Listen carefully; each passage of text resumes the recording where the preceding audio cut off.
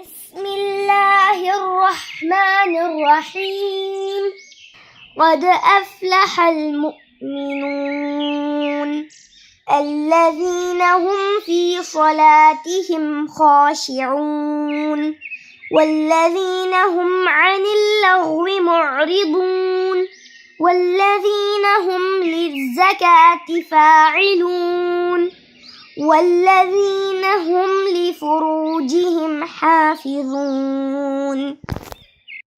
اعوذ باللہ من الشیطان الرجیم. بسم اللہ الرحمن الرحیم.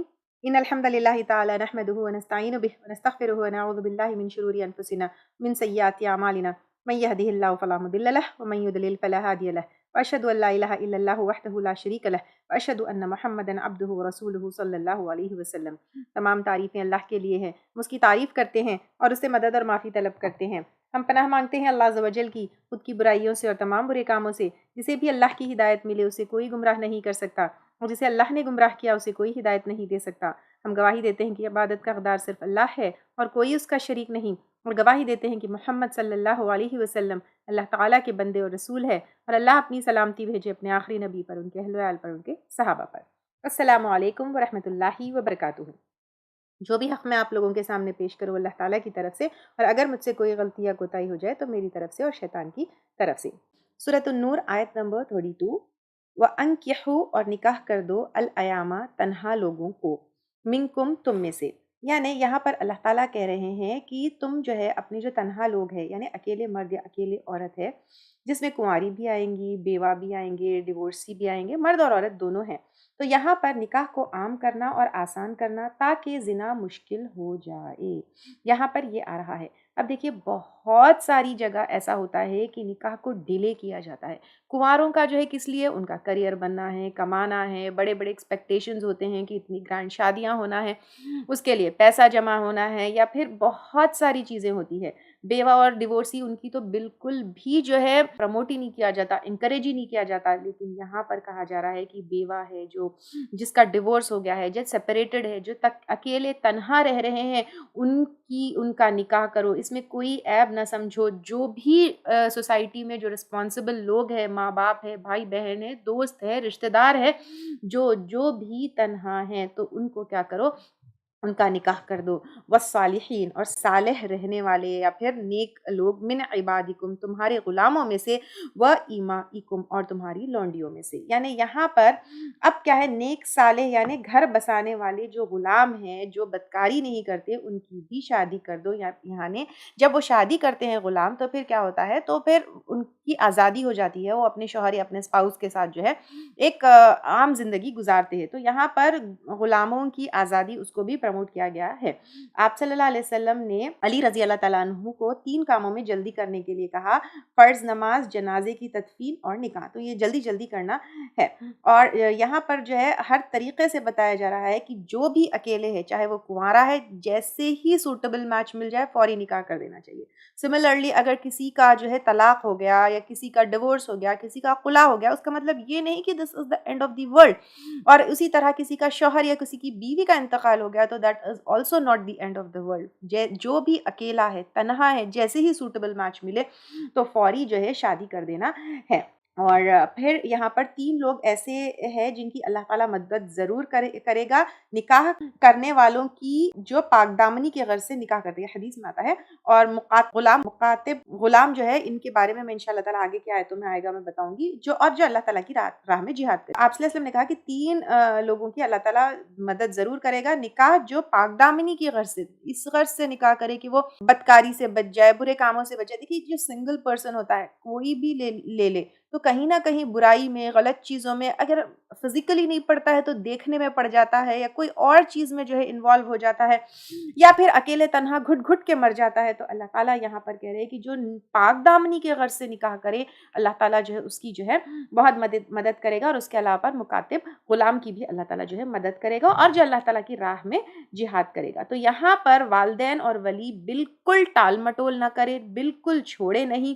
اور آپ صلی اللہ علیہ وسلم نے یہ کہا کہ بھی اگر ایفرٹ نہیں کرتا ہے تو ہیلپ کرے, کیونکہ نکاح نہیں کریں گے تو پھر کیا ہوگا, شیطان جو ہے کہیں نہ کہیں پھسلائے گا اور اس چیزوں میں جو ہے وہ کرے گا. اور نکاح کے مقاصد میں کیا ہے, مقصد کیا ہوتا ہے نکاح کا, حرام سے بچنا, زنا سے بچنا, اور میاں بیوی ایک دوسرے کا لباس ہوتے ہیں, گھر بستا ہے, نسل کی پرورش ہوتی ہے, حسب نسب کی حفاظت ہوتی ہے, عورت کی بھی حفاظت ہوتی ہے, وراثت کی صحیح تقسیم ہوتی ہے, معاشرہ فساد سے بڑھتا ہے, اور دین کی حفاظت ہوتی ہے. تو اس طرح نکاح کو عام کرنے کا حکم ہے, اور نکاح آپ صلی اللہ علیہ وسلم کی سنت میں سے بھی ہے, النکاح من سنتی کہا ہے. لیکن افسوس یہ ہے کہ بچے 24 25 28 30 سال کے ہو جاتے ہیں, عمر بڑھ جاتی ہے, باہر افیز کرنا جائز ہے اور نکاح جو ہے کرنا جائز نہیں ہے. یہ بیٹھ کے سوچئے, یہ ماڈرن کلچر اور یہ ساری چیزوں کے نام پہ ظلم ہے.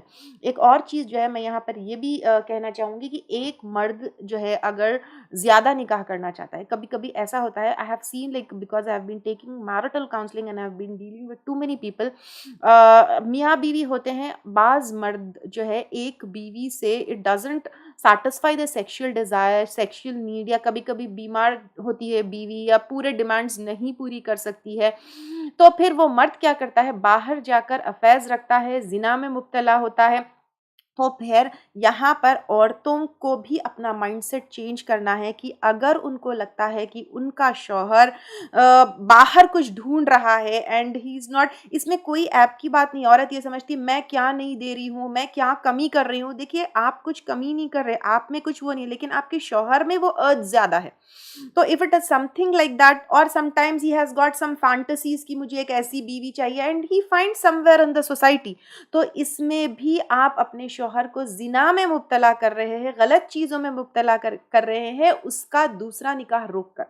تو یہاں پر تنہا لوگوں کے علاوہ پر بھی اللہ تعالیٰ نے ایک مرد کو 4 نکاح کرنے کی اجازت دی ہے. تو اپنا مائنڈ سیٹ چینج کرے, بیکاز دین قیامت کے دن if he gets into zina, if he is doing zina and you are stopping him from doing something which is permissible, اور آپ stopping ہے نا, اب یوزلی مرد کو تو کچھ روکتا نہیں ہے چیزیں, لیکن ہماری عورتیں جو ہے ٹانٹرمس تھرو کرتی ہے, سوسائڈ کرتی ہے, بچوں کو فلاں کچھ غلط چیزیں کر کے مرد مجبور ہو جاتا ہے اور زنا میں مبتلا ہو جاتا ہے. تو اس طرح کی عورتوں کے لیے بھی مائنڈ سیٹ چینج کرنا ہے کہ اگر واقع میں آپ اپنے شوہر سے پیار کرتی ہیں تو پھر آپ اس کو زنا سے اور برے کام سے جو ہے بچائیں گی. ان یکونوا, اگر ہوں گے وہ فقراء محتاج, یعنی اب اللہ تعالیٰ کہہ رہے ہیں کہ اگر کم پیسے ہے, فقیری کی وجہ سے نکاح نہیں کر رہے, یغنیہم اللہ, غنی کر دے گا ان کو اللہ تعالیٰ من فضلہ, اپنے فضل سے. یعنی شادی کریں گے تو عورت کے نصیب سے, بچوں کے نصیب سے اللہ تعالیٰ عورتوں کا اور بچوں کا رزق کا انتظام کر دے گا. اور اس ڈر سے, آج دیکھیے اکثر ڈر, میں کماتا ہی کیا ہوں, میرے پاس ہے ہی کیا, میں بی کو کیا کھلاؤں گا, میں کیا رکھوں. ہر کوئی اپنا رزق اپنے جو ہے نصیب میں لکھ کر لاتا ہے, اور اس اللہ تعالیٰ جو ہے نکاح کے بعد اور اولاد کے آنے کے بعد اور زیادہ انسان کو غنی کر دیتا ہے. واللہ واسع, اور اللہ تعالیٰ وسعت والا ہے. اللہ تعالیٰ کے پاس بے انتہا خزانے ہیں, اس کے خزانوں میں کوئی کمی نہیں ہے. علیم, علم والا ہے, یعنی اس چیز, یعنی اللہ تعالیٰ کو ہر چیز کا علم ہے کہ کس کو کہاں کب کتنا جو ہے پہنچانا ہے. تو اللہ تعالیٰ کا علم مطلب اللہ تعالیٰ اپنے علم کے بیسڈ پر تم کو یہ حکم دے رہے ہیں, ٹھیک ہے.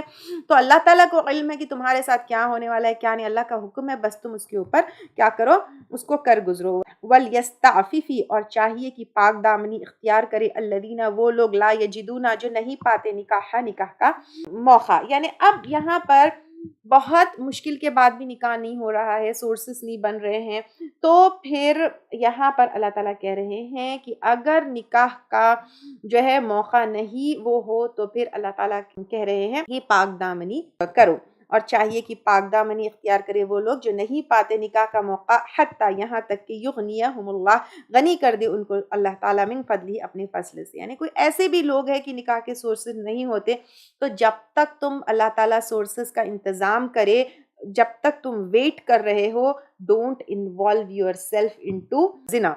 اب یہاں پر سورسز کا مطلب یہ نہیں ہے کہ جوڑے کی رقم جمع ہونے تک, گرانڈ شادی کرنے تک, یا اتنے اس کا مطلب یہ ہے کہ فائنینشیل رسپانسبلٹی اور ریلیجیس رسپانسبلٹی پورے گھر کی، گھر والوں کی شوہر کے اوپر ہوتی ہے.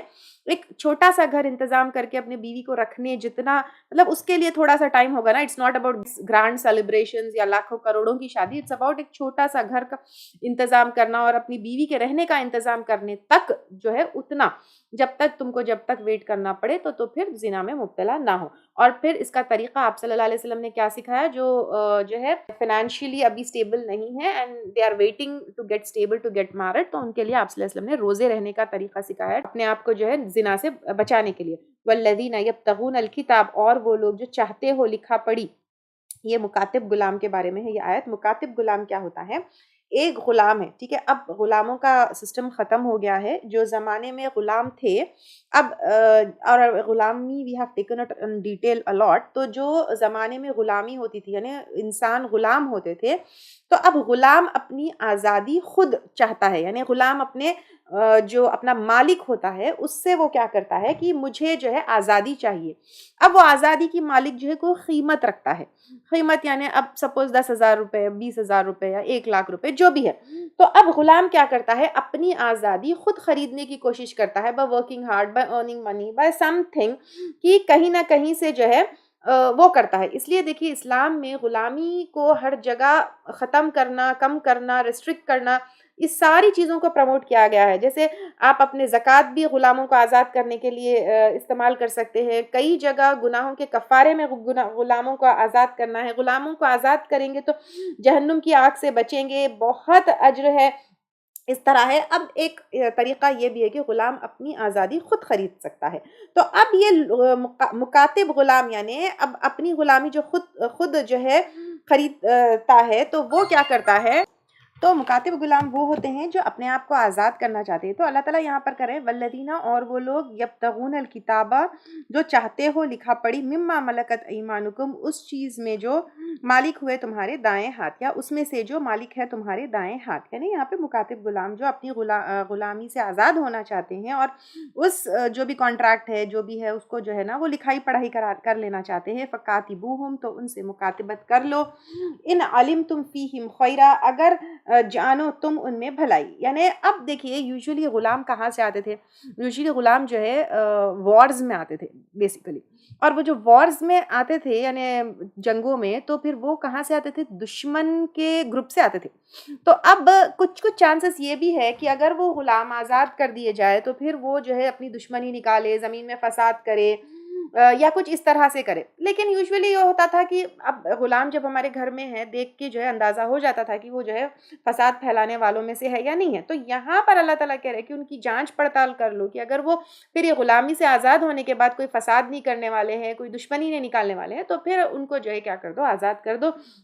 آتوہم، اور دو ان کو، من مال اللہ، اللہ کے مال سے، الذی آتاکم، وہ جو اس نے تم کو دیا. یعنی اب اپارٹ فرام جو ہے وہ تم کو مال دے، تم ان کو مال دے کے ہیلپ کرو.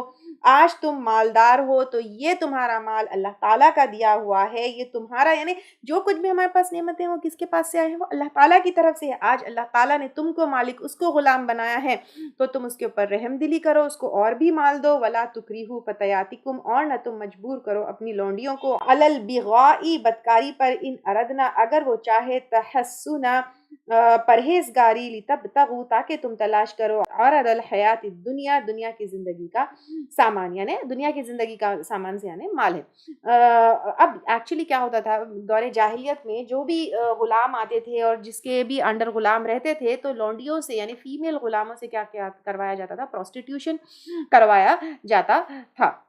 باضابطہ جو ہے ان کے اسپیشل پلیسز ہوتے تھے جو گھروں میں پروسٹیٹیوشن کروایا جاتا تھا، اور وہ گھروں پر جو ہے جھنڈے لگا دیے جاتے تھے کہ فلاں فلاں کی جو ہے وہ لونڈی ہے، اور وہ اس سے جو بھی پیسے آتے تھے وہ سارے جو ہے مالک کے پاس جاتے تھے. اب اس سے یہ ہوتا تھا کہ ایک تو جو ہے ایک سورس آف انکم ہو جاتی تھی مالکوں کے لیے، اور دوسرا جو ہے وہ جو عورت ہوتی تھی اس کی اولاد ہوتی تھی، پھر وہ اولاد اگین جو ہے بچوں میں اضافہ ہوتا تھا، وہ بچے جو ہے اگین یہ مالک کے غلاموں میں آ جاتے تھے.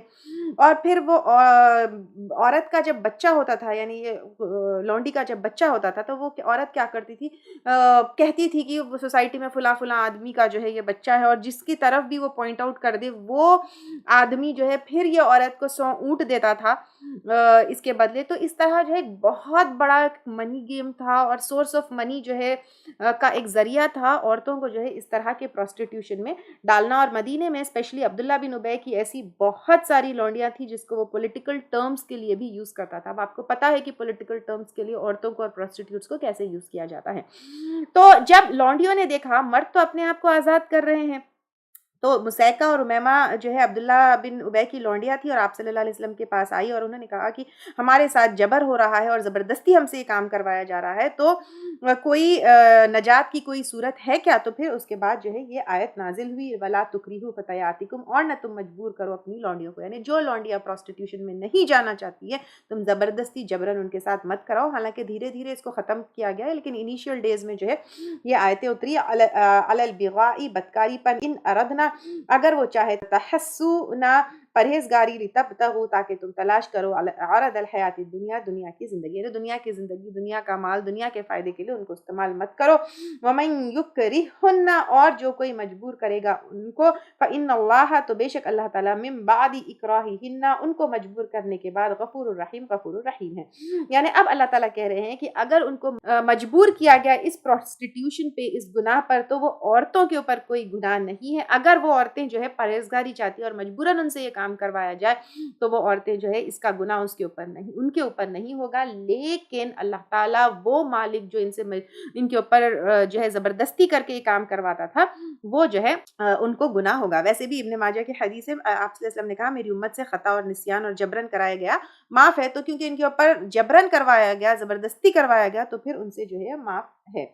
وَلَقَدْ أَنزَلْنَا إِلَيْكُمْ, اور البتہ تحقیق نازل کر دی ہم نے تمہاری طرف آیات مبینات, کھلی کھلی آیات, یعنی ویری ویری کلیئر احکامات اللہ تعالیٰ نے نازل کر دی ہے. وَمَثَلًا, اور مثال, من الذین, ان لوگوں میں سے, خلو من قبلکم, جو گزرے تم سے پہلے, وہ موعظۃ, اور نصیحت, للمتقین, تقوی والوں کے لیے. یعنی اب اللہ تعالیٰ نے یہاں پر سب کچھ کلیئر احکامات بتا دیے ہیں, اور تم میں سے وہ لوگ جو گزرے تم سے پہلے, اور نصیحت اور تقوی والوں کے لیے, یعنی ساری چیزیں نصیحت اور تقوی والوں کے لیے ہے. دیکھو کیسے یوسف علیہ السلام نے اپنے آپ کو پرہیزگاری, یعنی یوسف علیہ السلام کیسے جو ہے ان کے اوپر الزام لگایا, جیل میں جو ہے ان کو ڈال دیا گیا, لیکن ہی واز ویری اسٹیبل. حضرت مریم کے اوپر کیسا ہوا, حضرت عائشہ رضی اللہ تعالیٰ عنہ کے اوپر کیسا ہوا. اگر لوگ نبیوں کے بیویوں کو نہیں چھوڑیں گے تو مسلمانوں کو کہاں چھوڑیں گے؟ بے شک لوگوں کے اوپر الزام لگے گا, لوگ جو ہے اس طرح تم کو ان چیزوں میں مبتلا کریں گے. جب یوسف علیہ السلام کو سیڈیوس کیا گیا, جب عائشہ رضی اللہ تعالیٰ عنہ کے اوپر,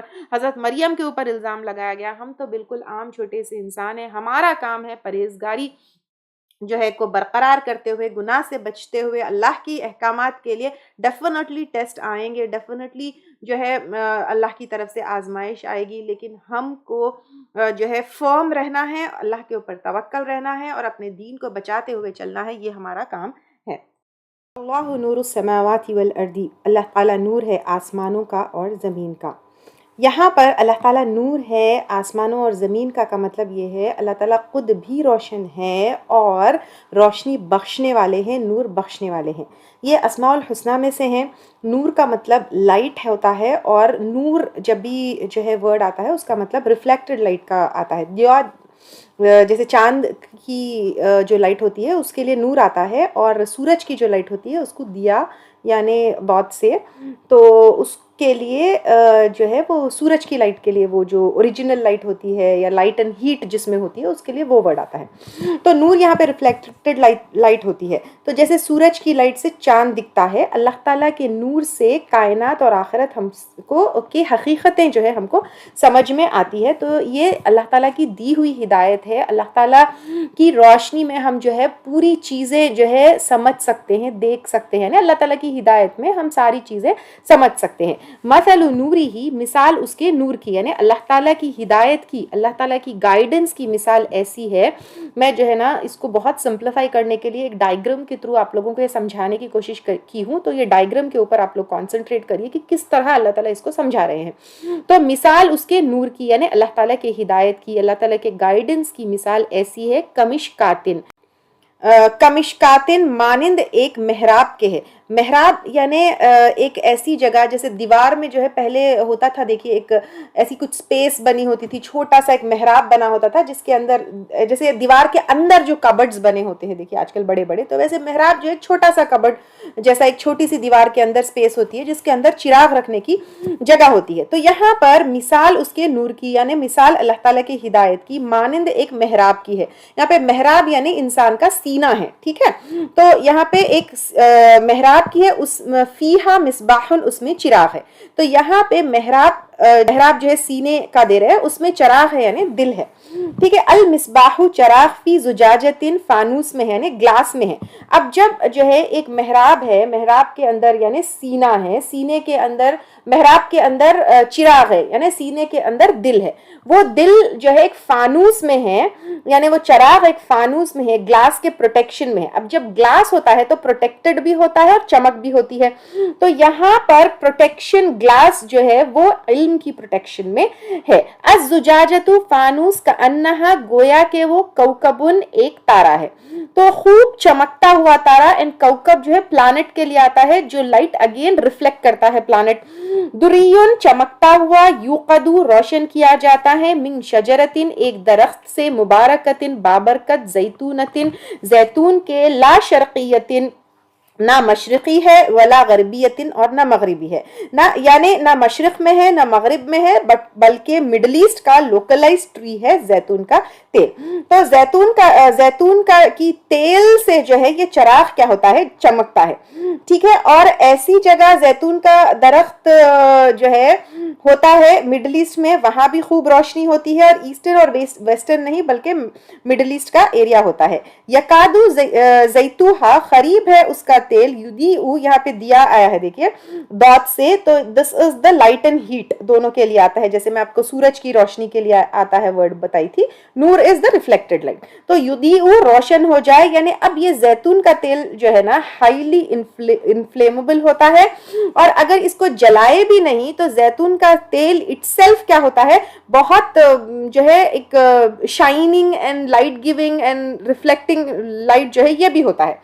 تو اب یہاں پر یدیعو روشن ہو جائے، ولولم اور اگرچہ نہ تمسسہو چھوئے اس کو، نارن کوئی آگ، یعنی اگر یہ تو ہائیلی انفلیمیبل ہوتا ہے، جلائے تو خوب روشنی دے گا، نہیں بھی جلائیں گے تو ایز اٹ سیلف زیتون کا تیل جو ہے بہت لائٹ اینڈ شائن جو ہے ریفلیکٹ کرتا ہے. نور علی نور، نور ہے نور پر یعنی original light plus reflected light.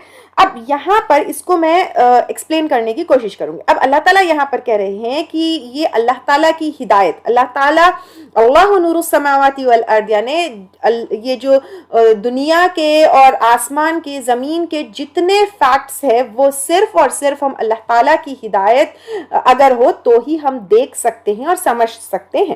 So Allah is the only source of guidance یہاں پہ بتایا جائے. تو مثال اس کے نور کی مانند ایک محراب ہے یعنی ایک محراب ہے، اس کے اندر ایک چراغ ہے یعنی ایک سینہ ہے، اس کے اندر ایک دل ہے. المصباح فی زجاجن، چراغ فانوس میں ہے یعنی دل جو ہے کیا ہے، ایک چراغ ایک گلاس کے پروٹیکشن میں ہے یعنی دل جو ہے علم کے پروٹیکشن میں ہے. تو جیسے چراغ کیا ہوتا ہے کے اوپر، یعنی جب چراغ کے اندر کی جو روشنی ہوتی ہے وہ اوپر گلاس لگانے سے کیا ہوتا ہے، وہ پروٹیکٹ بھی ہو جاتی ہے، اندر کی جو فلیم ہوتی ہے وہ پروٹیکٹ بھی ہو جاتی ہے، لائٹ گلاس کی وجہ سے اور زیادہ ریفلیکٹ ہوتی ہے. اسی طرح علم کی وجہ سے جب ہمارے سینے میں علم ہوگا، اور وہ علم اللہ تعالیٰ ہم کو قرآن کے ذریعے، احادیث کے ذریعے، سنتوں کے ذریعے بھیجے ہیں، تو پھر جب علم ہوگا ہمارے سینے میں تو پھر کیا ہوگا، وہ علم کی وجہ سے that Noor will be reflected and also will be protected. الزجاجۃ کأنہا فایوز، گویا کہ وہ ایک تارا ہے فل جو ریفلیکٹ ہوتی ہے، دریون چمکتا ہوا، یوقدو روشن کیا جاتا ہے، من شجرۃ مبارک قطن ایک درخت سے، بابرکت زیتون کے، نہ مشرقی نہ مغربی، یعنی یہاں پہ تیل کی بات آ رہی ہے. تو دس آئل از ایکچولی یعنی یہ چراغ میں جب آئل ڈالتے ہیں زیتون کا وہ ایمان ہے، ٹھیک ہے. یعنی جب ایمان ہے تو پھر کیا ہوگا، اب یہ لائٹ کیا ہوگی، زیتون کا تیل انفلیمیبل ہے یہ بتایا جا رہا ہے نا. تو جب اس ایمان کو جلایا جائے گا تو پھر ہدایت ہوگی. تو اب یہاں پہ کیا ہے, اب اس پوری چیز کو سمجھیے, ٹھیک ہے. جو پورا چراغ ہے اس کے اندر زیتون کا جو تیل ہے وہ ایمان ہے. تو یہ ایمان کی وجہ سے ہدایت جو ہے کیا ہوتی ہے, جلتی ہے. جیسے یہ زیتون کی تیل کی وجہ سے یہ لائٹ جلتی ہے یا یہ جو فلیم ہے نکلتی ہے, تو ایمان کی وجہ سے ہدایت جو ہے ملتی ہے. اور یہ زیتون کا تیل اگر نہیں بھی جلائیں گے تو خود وہ جو ہے شائنی ہے, اس سے کچھ نہ کچھ لائٹ ریفلیکٹ ہوتی ہے. تو ہر انسان کے دل میں کل مولود یولد علی الفطرہ, ہر انسان فطرت پہ پیدا ہوتا ہے, یعنی اس کے دل میں there is some God, there is some creator. Even کوئی قرآن نہیں بھی پڑھے, ہدایت نہیں بھی اس کو ملی, تو ہر کسی کے دل میں that light will be there. تو یہ جو ایمان کا بیج, ایمان کا سیڈ, ہم جو ہے سورۃ الاعراف میں بھی عہد الست کے بارے میں پڑھے تھے, تو اس کی وجہ سے every person will have the seed of ایمان ان ہز جو ہے ہارٹ. تو یہ زیتون کے تیل سے اس کی مثال اللہ تعالیٰ سمجھا رہے. ایون اس کو ہدایت نہیں ملی, وہ فلیم جو ہے نہیں نکلی, کچھ بھی نہیں ہوا, تو دیٹ ول بی دیر. یہ ایمان کا سیڈ ہر کسی کے اس میں ہے. اب اس کو ہدایت مل گئی تو پھر وہ روشنی نکل گئی, یعنی اب قرآن کے اوپر وہ چلنے لگا, اس کو نالج مل گئی, عمل کرنے لگا, مسلمان ہو گیا, توحید پہ آ گیا, تو وہ ہدایت مل گئی. اب یہ ہدایت جو ہے علم سے پروٹیکٹ ہوگی, علم سے اور ریفلیکٹ ہوگی. یہ سب انسان کے کیا ہے, سینے میں ہے اور یہ اس کے دل میں ہے. دس از واٹ اللہ سبحانہ وتعالیٰ اس trying to explain us. نور علی نور, نور کے اوپر نور, یعنی اوریجنل لائٹ, ریفلیکٹڈ لائٹ, فطرت کا نور, علم کا نور, ہدایت کا نور, یہ سارا نور مل کے جو ہے فل لائٹ ہوتی ہے. تو اللہ تعالیٰ ہم کو ایمان کا, ہدایت کا, علم کا سارے نور ہم کو اللہ تعالیٰ عطا کرے, آمین. یہدی رہنمائی کرتا ہے اللہ تعالیٰ لنورہ, اپنے نور کی, یعنی ہدایت سے, دین اسلام کی وہ ملتی ہے جس کو جو ہے طلب کرتا ہے. تو جو طلب کرتا ہے اللہ تعالیٰ کو اس کو ہدایت دیتا ہے, من یشاء, جس کو وہ چاہتا ہے. وَیَضْرِبُ اللَّهُ, اور بیان کرتا ہے اللہ تعالیٰ, الامثال, مثالیں, للناس, لوگوں کے لیے. کیونکہ ہم ایسے نہیں تو ایسے, ایسے نہیں تو ایسے, ایسے نہیں تو ایسے سمجھیں گے. اللہ تعالیٰ جو ہے ہم کو سمجھا رہے ہیں الگ الگ طریقوں سے. واللہ بکل شیء علیم, اور اللہ تعالیٰ ہر چیز کو جاننے والا ہے, ظاہری باطنی سب چیز کو جو ہے اللہ تعالیٰ جاننے والے ہیں. یہاں اللہ سے ملنے والے نور کی کیفیت, اس کا جو ہے تعلق دل سے ہے. وہ دل میں ہوتا ہے اور ایمان سے جلتا ہے, علم سے پروٹیکٹڈ ہوتا ہے, ریفلیکٹ ہوتا ہے. اینڈ دل جیسے کہ حدیث میں آتا ہے وہ صحیح ہے تو سب صحیح ہے. مسند احمد میں دلوں کی 4 قسمیں بتائی گئی ہے. ایک صاف اور روشن دل جو مومن کا ہوتا ہے, ایک غلافدار اور بندھا ہوا دل جو کافر کا ہوتا ہے, ایک الٹا پلٹا اور اوندھا دل جو منافق کا ہوتا ہے, اور پھرا ہوا الٹا پلٹا جو ہے وہ بھی جو ہے منافق کا ہوتا ہے. اور مومن کا نور کم زیادہ ہوتا ہے لیکن بجھتا نہیں ہے. منافق کا نور جلتا ہے, بجھتا ہے, اور مشرک کا جو ہے بالکل بجھ جاتا ہے, اور کمپلیٹ تاریک اندھیرے میں جو ہے کافر کا دل ہوتا ہے. ٹھیک ہے, تو وہ جو حدیث جو ہے وہ کافی لمبی ہے, 4 قسم کے دلوں والی. تو اس میں جو ہے صاف اور روشن دل مومن کا ہے, غلافدار اور بندھا ہوا کافر کا ہے, الٹا پلٹا اور اوندھا دل منافق کا ہے, پھرا ہوا الٹا پلٹا وہ جو ہے ایسا منافق جس کے دل میں ایمان بھی ہوتا ہے اور منافقت بھی ہوتی ہے, اس کا جو ہے دل ہے. تو یہاں پر اللہ تعالیٰ کہہ رہے ہیں کہ واللہ بکل شیء علیم, اور اللہ تعالیٰ ہر چیز کو جاننے والے ہیں. فی بیوتن, گھروں میں. یہاں پر یہ نور کس کو حاصل ہوتا ہے یہ بتایا گیا ہے. گھروں میں, اذن اللہ, اجازت دی اللہ تعالیٰ نے, ان ترفعوا, کہ بلند کیا جائے, ویذکر, اور ذکر کیا جائے, فی اسمہ, اس میں نام اس کا, یسبحوا, تسبیح کرتے ہیں, لہو, اس کے لیے, فیہا, ان میں, بالغدوی, صبح کو, والآصال, اور شام کو, یعنی ایوری ٹائم. تو جیسے ابراہیم علیہ السلام بھی خانہ کعبہ کو جب کی دیواریں کو بلند کر رہے تھے, اللہ تعالیٰ کا نام, اللہ تعالیٰ کا ذکر کرتے ہوئے بلند کر رہے تھے. اور جیسے ذکر جو ہے قرآن بھی ہے, نماز بھی ہے, اللہ تعالیٰ کی یاد بھی ہے, اور اذکار بھی ہے, یہ سارے چیزیں ہیں.